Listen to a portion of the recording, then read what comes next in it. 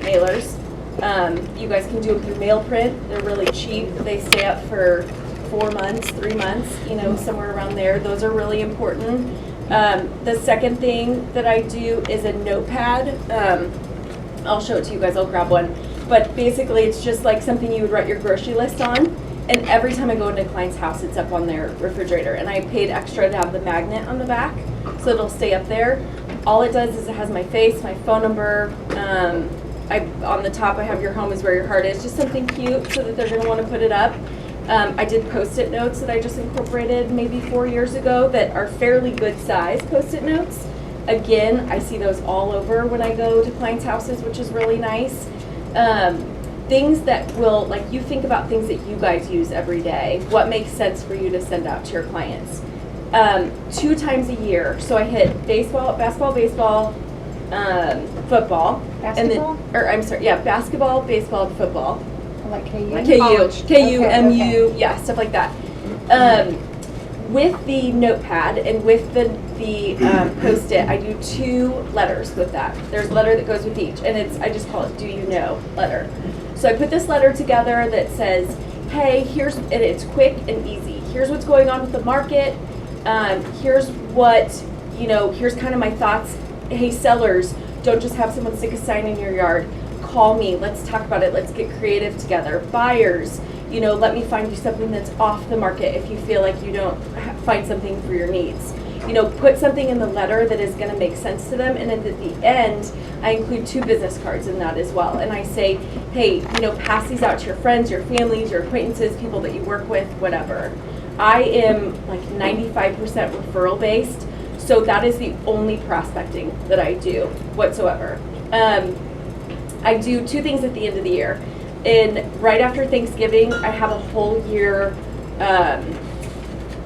notepad a calendar that has recipes on it. And it's not like a cheesy one. It's maybe that big. It's not huge. But I send that out with just a very quick happy holidays. I'm not asking for business in that one. Just hey, I hope you have a great holiday. Is it personalized? Yeah, it's personalized. Okay. Yep, it's very quick. I hope you had a great holiday, whatever. And then at the end of the year, anyone who has given me a referral, I use this company called California Wine Club. And I send anyone who's given me a referral at the end of the year, not immediately when they send it. Immediately when they send it, I send them a handwritten thank you note. Those are super important. We don't really get those anymore. I think anything where you can tell them how thankful you are, it's super important. Then I hit them again at the end of the year to remind them of my name again and say, hey, here's a bottle of white and red. Thank you so much for thinking of me. I hope you have a great holiday. I probably spend $1,500 on that because I'm sending out, I think they're like $40 a piece maybe, $50 a piece, something like that. And I send maybe $1,000, $1,500 on that. So marketing, I feel like you have to put money into yourself to make money, which is not fun when you're not making money in the beginning.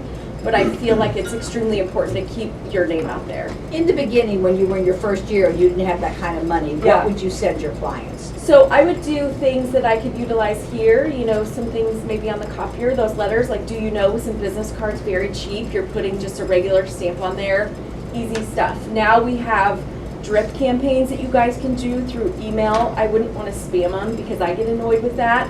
But I think if you hit them, every once in a while, I think that that's important. There's so many things that Risa Nichols offers that will allow you guys to get to them for free. You create a website for yourself, link yourself to Kaylor Bortnick, put on Facebook your testimonial letters, like anything that you can do to get yourself out there that clients know that you're producing. If you think about it, you want to work with someone who's seasoned.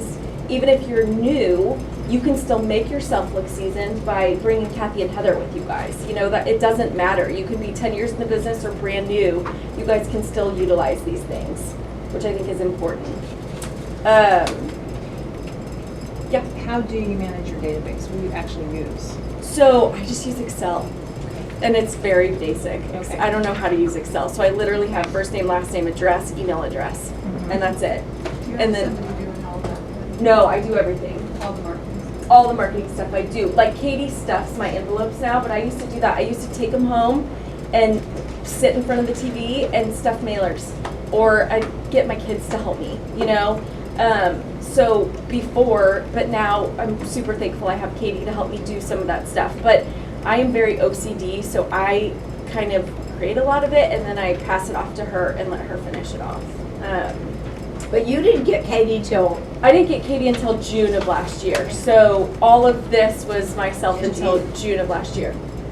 Yeah, so, but if you guys are organized, there is no reason why you can't do this. If you create a system for yourself, like everything that I do, personal or business-wise, I have a system. So whether it is, okay, this is how I get my kids dressed in the morning, and this is how my husband and I manage our mornings, or this is what we do contract to close, and you create a sheet and you put it on the front of your folder. You know, on this contract to close, I have a buyer and a seller, and you can check a box as you get them done. If you guys are like me, I have to have paper. I cannot do things electronically. I will forget about them. But if I have these files that are sitting in my office and I have this checklist, I know that the appraisal's been ordered. I know that this has happened. I know that I've set their walkthrough. I know that I've done whatever. And then it keeps you organized. The other thing that I think is super important, and this is free, again, with your current clients, constantly touch base with them. Okay, you know, you set your inspection and it's a week later, the day before, say, hey, I hope you're having a great day. Just a reminder, our inspections are tomorrow. I look forward to seeing you. The more that you touch that client, the more that they think, oh my gosh, this is awesome. Like they're on top of it. That's nothing, you know? So say, you know, hey, Lisa has a letter that she took, or that she has that she sends out to sellers after they go under contract. We took that, tweaked it a little bit, and we have a buy side and a list side. And we say, here's everything that's going to happen. It saves you guys from so many phone calls of, what am I doing, and when do I have to be out of the house, and what's happening with inspections, and when do I close? So, you know, get that letter from Lisa. It's awesome. Can you send that out today?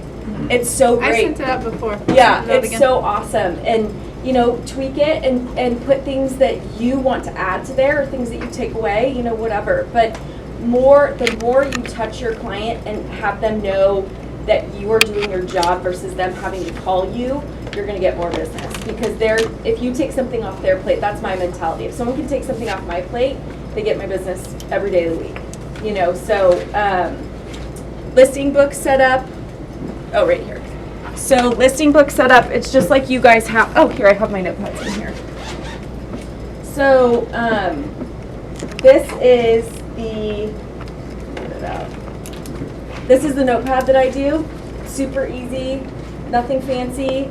Has just my information. And you use the same one every year? Same one every year. I've never tweaked it. I don't have my notepads in here, but I'll grab one for you guys. Lindsay, where do you order those? So I have an awesome girl. I'll send you guys out her information. I'll reply back to it. She's actually a client of mine, and she owns a marketing company. That's another thing. If you can give back to your clients, I think that's super important. So marketing book, I got an award for top agent. People always want to know that you produce. It doesn't matter what it is. You could get rookie of the year. You can get whatever. So I have here that it shows, okay, I was top agent. I flipped through this. I don't hold on to that. Every year at the end of the year, again, this is a marketing piece I forgot. Every year at the end of the year, I send them out a postcard that has just an example. Luxury homes, $1 million plus, acreage, townhome, Missouri, Lenexa, Overland Park, Leawood, Prairie Village. 61 houses sold in 2017, whatever it is. Or you can just use Kaler Bortnick #1, doesn't matter. And then on the back of it, I don't have the back, but it says, thanks for an awesome year. I appreciate all you guys. This year I was able to produce 40 million, and you know, I can't wait to see what we can do together in 2019, whatever it is, okay? So I have all those. I don't really hit on those anymore, but it just has those. Then we have our listing book.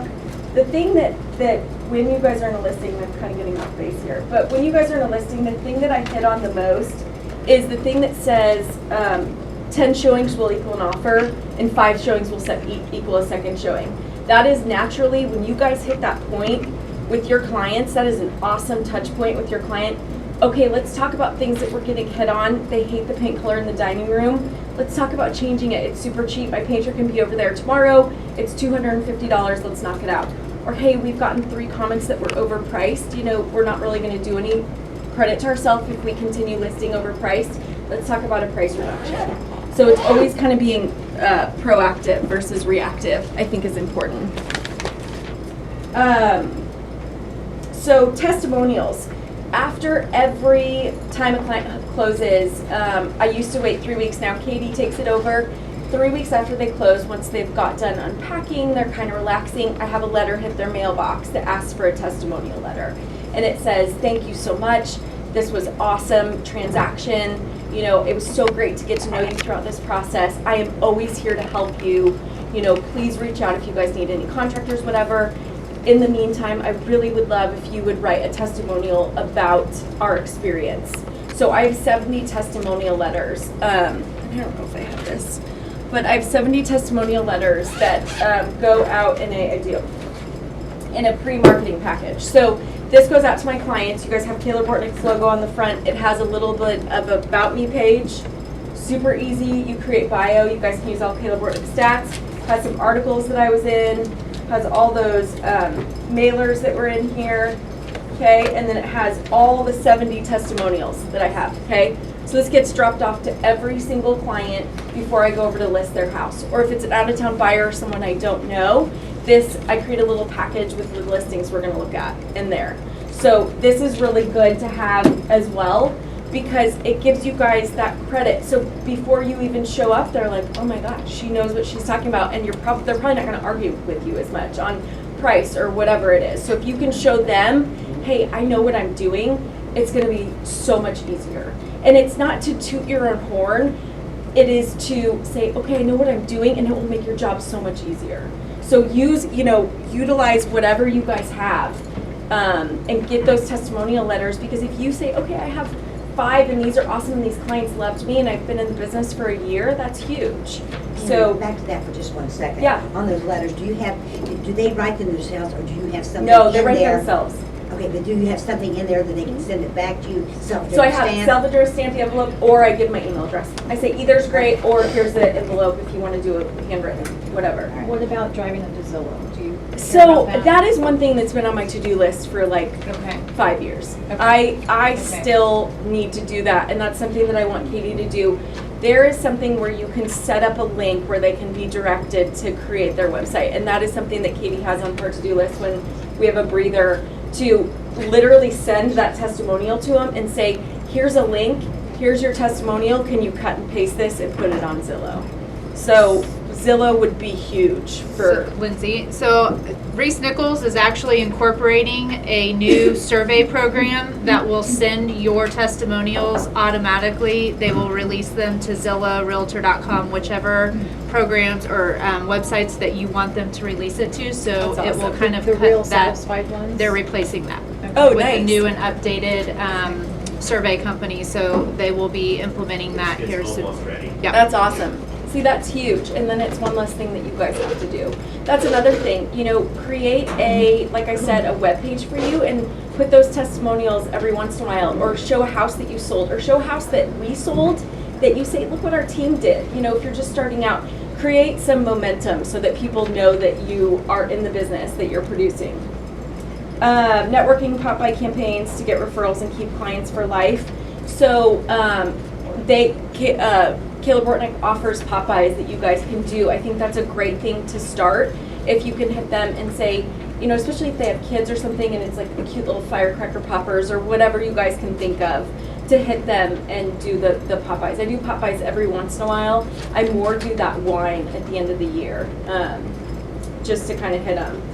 And I talked about, everything that I hit. So if we count it, I think I actually hit them more than I talked about. So baseball, basketball, football, 2 do you know letters, a postcard, a calendar, so 8 times. So every couple of months.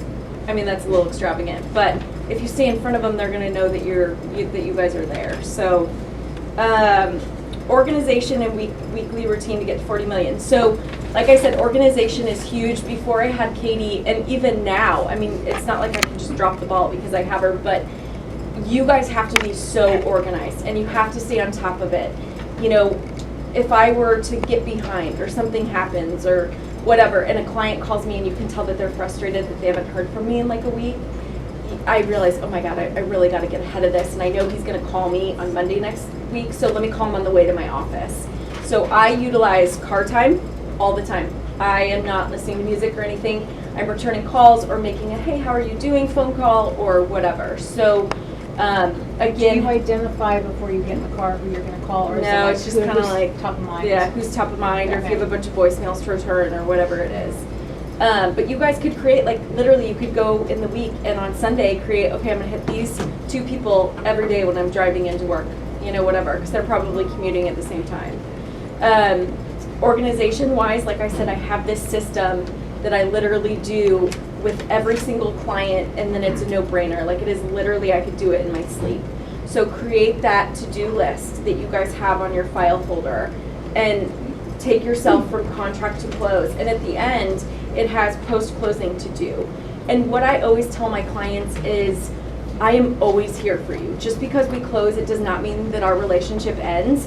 Call me for flooring contractors or a painter or whatever. So they know that, I mean, I have clients that I sold like 10, 12 years ago that still call me, and I'm happy to talk to them and catch up and see how they're doing.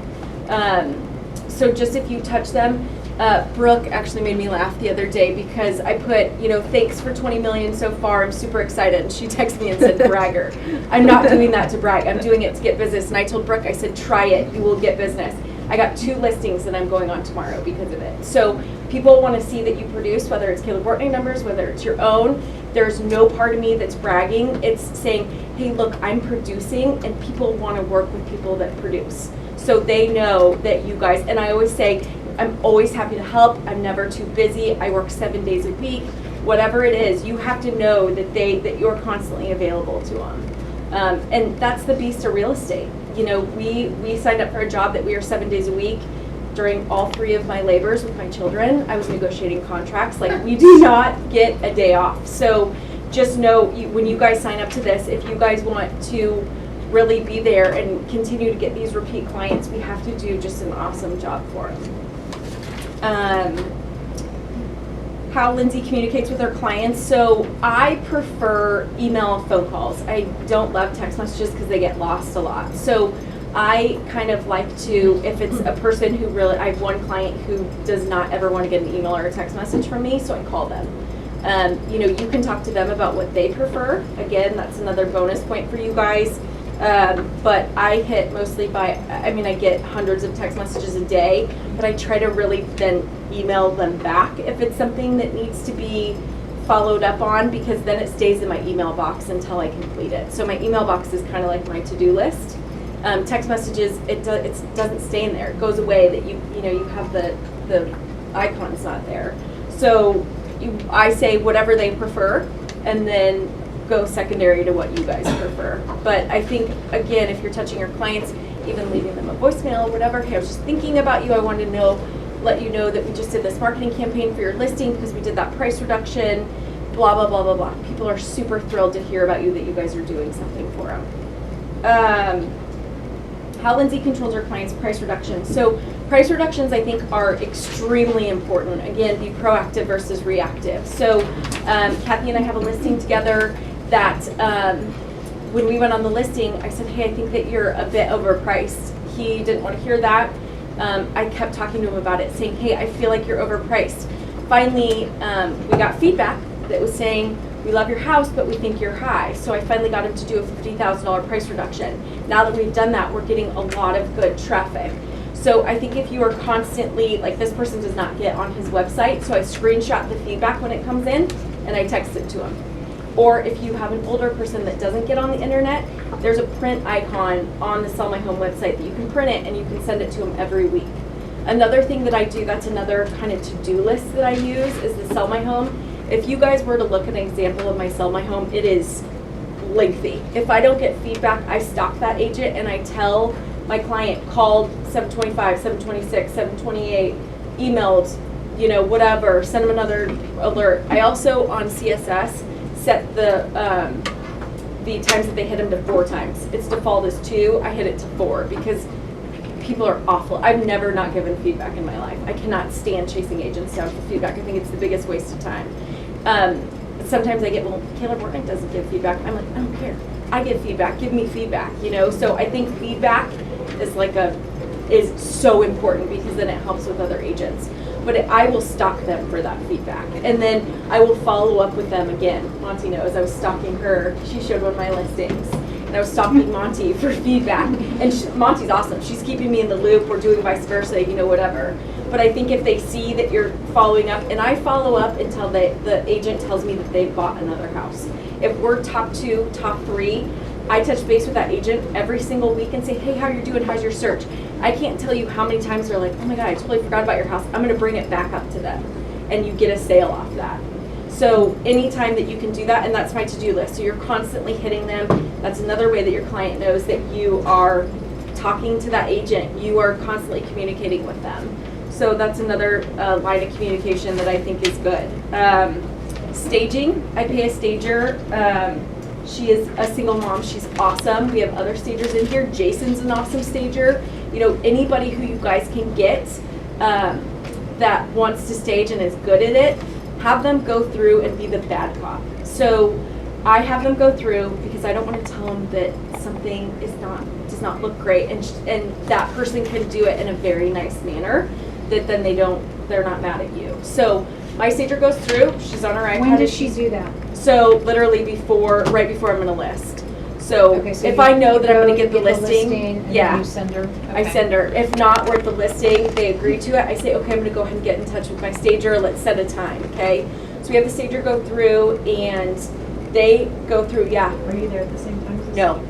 Nope. So I have them meet with the stager. She goes through and she gives them a to-do list, and I say, let's knock that out, and then we're going to have photos.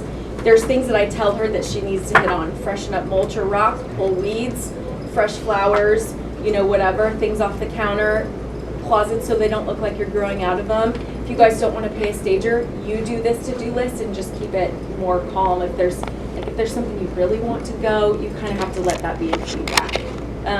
But I have her go through, and everybody loves it. They're like, oh my gosh, this is great. Buyer agency just naturally hits. You just don't make a big deal out of it, and you say, hey, this just shows that I represent you. Go ahead and sign it. That's it. Just put it in front of them. Don't get all nervous. Just say, hey, this shows that I'm going to represent you for 6 months. Shows you that I'm going to take care of you from contract to close and beyond. Sign this so that you know that we have a contract. Listings re-sign. So Chris sends out a reminder that, hey, your listing's expiring in 10 days or whatever. I don't immediately call them and be like, your listing's expired. But I call them and I'm like, hey, let's kind of touch base on what's been going on, whatever. And then in 3 more days, I'll touch base with them again and say, hey, I followed up and this is who I talked to. And then when that week point hits, I'll call them and I'll be like, oh my gosh, your listing's actually expiring. Do you mind if I send you over a modification to extend for 6 more months? No, not a big deal. So don't immediately call them and be like, your listing's expiring. Just kind of ease into it, know that they know that you're working for them, and then get that continue. Because if you've worked your tail off, keep going, unless they're not taking a price reduction and they don't listen to you. We have another seller that hangs up on me and screams at me every time I talk to him, and so it won't do a reduction, and won't listen to Kathy and I, and you have to make that decision where it makes sense for you guys. Don't spin your wheels. If you're spending so much time and effort on that one person, you could be going and getting 3 other listings. Really think about if it makes sense for you guys. How I keep myself motivated, sane, and time for family. So 2 years ago, I had this super weird sickness happen to me that was a total game changer. It slowed me down like you wouldn't believe. That was a massive wake-up point for me. At that time, I hired Katie because I knew that I couldn't do all of it by myself. My husband and I got our plans with our children much more firmed down. We know what days we have our kids. We know that those mornings are our mornings. So this morning I had my trainer come at 7. He shows up at my house. I get to train from 7 to 7:45. My husband deals with our kids. Done. I get to give them a hug before they leave. Tomorrow morning's my morning. My husband can leave, do whatever. So however you guys want to incorporate, or dogs or whatever it is, it doesn't matter. Incorporate so that you guys make specific time. It's so easy for me to get caught up if my kid's having a meltdown and try to jump in. I'm like, no, this is his morning. He can do it, whatever. So I think doing the things, I am not one to work out, but I realize that that's super important, and I feel awesome when I'm done. But I literally have to have that trainer show up at my house because I will not go to the gym. I will find every excuse to not go to class, or I'll be like, oh, I have to do this contract. But if he shows up at my house, I'm doing it. So he comes Monday, Wednesdays, and Fridays. And I know he's gonna be there, and I know I'm gonna get my tail kicked. So that's one thing. Time for family. My husband and I, we were like, let's get away. Let's just do a weekend by ourselves. Let's whatever. We ended up just going and getting a hotel room on Saturday night, and we went day drinking and like went bar hopping and just sat by the pool and had just a regroup, and it was awesome. So I think it's super important. That's something I learned too. My husband used to get so mad because I would literally get up from the dinner table and answer a client's call. And he finally had to sit down with me, and he's like, that's not okay. And you're right, that's not okay. So you have to decide, like, okay, you know, this is totally fair that I eat dinner with my husband for an hour and that I don't get up from the table. Like, to him it is very important that we eat dinner together every single night and that we sit down. So that's something that I cherish and that I appreciate. So you guys decide whatever makes sense in your relationship with your children, with whatever, and you make it work. You know, like things that you guys incorporate. I think they say it takes like 21 days to create a habit or something like that. And those first 21 days suck. But if you guys can do that, then it's just natural and you don't think twice about it, and it makes it so much easier. And it's so easy. I mean, like the divorce rate is like 60% or something crazy like that. It is so easy to get sidetracked and just totally be like, take advantage of your significant other, and then you're at that point where you're done. So it's so important to keep everything. Everyone's like, why don't you hire a nanny? Why don't you have help? Why don't you have something? I'm like, I want to never miss anything with my children, so I work my schedule around that. So when a client calls, like the 2 listings that I'm taking over, I'm going to send her times that I'm available tomorrow, and if it doesn't absolutely work, then I'll put something in the evening, but I'll say, hey, I'm available between 12 and 4 tomorrow. What works for you? So you can kind of create that so that you're not working at 7 o'clock at night and you're missing bath time and you're missing dinner and you're missing whatever. Like, try to do that. And if they're like, hey, I have a set schedule, okay, no worries, let's talk about a time that works in the evening. But try to set your schedule for yourself. That was something that I learned from Kathy, and that was like the best thing that I've ever learned, because it took my nights away. I used to be out every single night. It took my nights away, and my weekends are very rare that I go out on weekends. So it's super nice. What percentage of your business is buyers versus sellers? And how do you So manage that? I would probably say I'm 60-40, 60% listings, 40% buyers. I prefer listings, but I love buyers too. Listings, I just feel like I'm a little bit more on top of it. But So yeah. how do you manage then the buyers and their schedules? How do you do that? So same thing. I always say, hey, do you have a lunch hour that we can hit? And the other thing that I put, and which is a natural for this market, houses move the first day if it's a hot house. So I say, let's meet on your lunch hour, or let's literally meet at 5 o'clock when you get off. So it's important that, especially if you're like, hey, man, I had this dinner planned with a girlfriend forever. I really want to do that and I don't want to cancel it. Say, hey, you know, this listing's going to move. Let's look at noon, you know, whatever. You get them in there quicker. They're happy. You know they're going to make a decision. You have the rest of the day to make and put an offer on it. You're not stressed out, whatever. So, you know, I think that that's important. Out-of-town buyers, obviously, I prep them that we go on a weekend and we hammer it out and I buy by the end of the weekend. So there's things where, no, it's not going to make sense if they're going to work on your schedule, but I always try first. And if I can get that, that's awesome. Biggest real estate or life lesson learned in the career: do not take your health for granted. Literally, don't do it. It's not worth it. My mom's going to a funeral of a girl that's my age that had a stroke, and it's just like, it's not worth it. So whatever you need to do to keep yourself sane and healthy and not stressed and whatever. I have massive headaches, and I know when I work out, my headaches are gone, so it's like, this is awesome. So figure out whatever it is for you that makes sense, and do it. Whether it's eating healthy, like I have a dear friend of mine that's using this trainer on Instagram, and they send her, you have to send them photos, and then they send you your meal plan and your workout plan, and that's something I'm going to try, because I'm like, oh, that'll work. In a month, I'm going to Laguna Beach for a week, where I'm going to be doing yoga and Tai Chi and meditating and hiking. Like, I don't do yoga. This is going to be really interesting. But I'm like, this will be great, because for a week, it's like ashram, like Kathy and Heather do.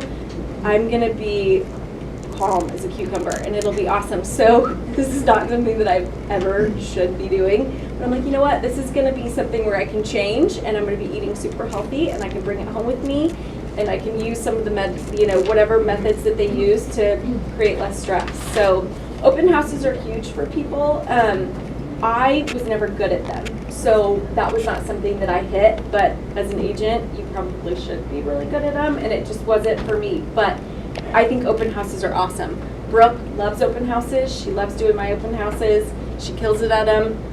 You know, that would be something maybe for Brooke to say what she does through there. That would be a good hitting point. But open houses are huge because you're getting people that are walking in, and it blows my mind how many unrepresented people come through buyers through open houses. I mean, to me, like the first thing I would do is grab an agent, but there's so many people that go through open houses. Another thing on the flip side of it, when you have a client that's going to go look through open houses, make sure that they tell them your name, because that agent will then tell you the feedback. They'll say, hey, so-and-so was through my open, they really liked it, or so-and-so was through my open, I didn't really see anything, you know, whatever. I can't remember what your second question was. What'd you do the first year to get business when you were? Oh yeah, so Actually, the first 6 months. Like if you, like today, I'm in the business 2 months. Yep. So I'm doing open houses, I'm doing prospecting of Yep. and now I understand the marketing, I'll do that. Yep. What are the very specific things that you did very early in your career? expireds were huge. Expireds, Kathy was awesome to really put that in your space. And expireds are awesome. They expired. They hate their last agent.